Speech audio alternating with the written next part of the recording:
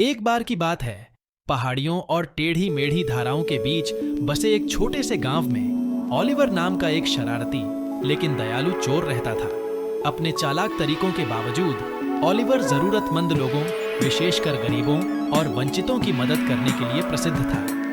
एक धूप वाले दिन जब ओलिवर गांव के बाजार में टहल रहा था, उसने एक छोटे लड़के को देखा जिसके कपड़े फटे हुए थे और उसकी आंखों में भूख थी।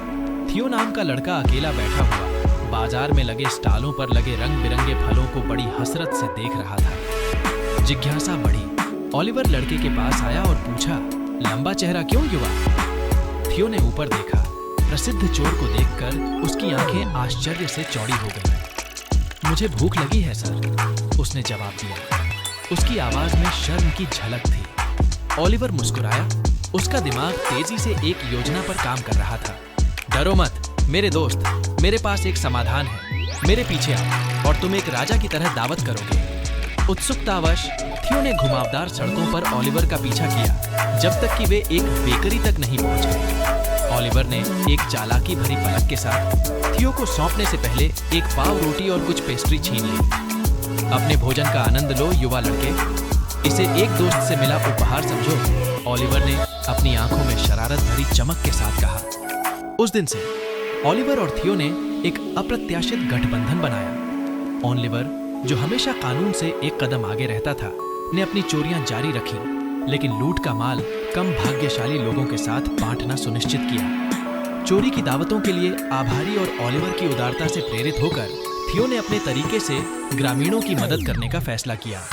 जैसे जैसे दोनों का पलायन जारी रहा, वे स्थानीय किंवदंतियां बन गए, जो संघर्षरत समुदाय के लिए आशा का प्रतीक थे। ओलिवर की चालाकी और थियो का दयालु हृदय पूरी तरह से एक दूसरे के पूरक थे, जिससे एक गतिशील जोड़ी बनी, जिसने जरूरतमंद लोगों को खुशी और राहत दी। हालांकि वह दिन भी आया जब उनकी किस्मत खत्म हो गई। गांव के शेरिफ, एक जिद्दी और चतुर व्यक्ति, ने अंततः उनकी गतिविधियों को पकड़ लिया। एक संकरी गली में घिरे ओलिवर और थियो को एक दुविधा का सामना करना पड़ा। जल्दी से सोचते हुए ओलिवर ने थियो से फुसफुसाया, भागो मेरे दोस्त, और पीछे मुड़कर मत देखो।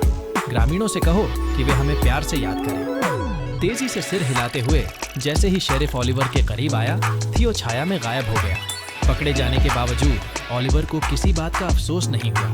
चोर और छोटे लड़के की कहानियों से प्रेरित होकर ग्रामीणों ने उदारता की अपील करने के लिए एक साथ रैली की। अंत में शेरिफ ने ग्रामीणों की दलीलों और दोनों की परोपकारी प्रतिष्ठा से प्रभावित होकर ओलिवर को मुक्ति का एक मौका देने का फैसला किया।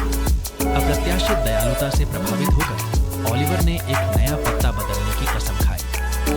थियो और ओलिवर की कहानी गांव में एक प्रिय कहानी बन गई। यह याद दिलाती है कि कभी-कभी सबसे अप्रत्याशित गठबंधन भी सकारात्मक बदलाव ला सकता है। चोर और छोटा लड़का अपने पीछे करुणा, उदारता और इस विश्वास की विरासत छोड़ गए कि दयालुता का एक भी कार्य जीवन को बदल सकता है।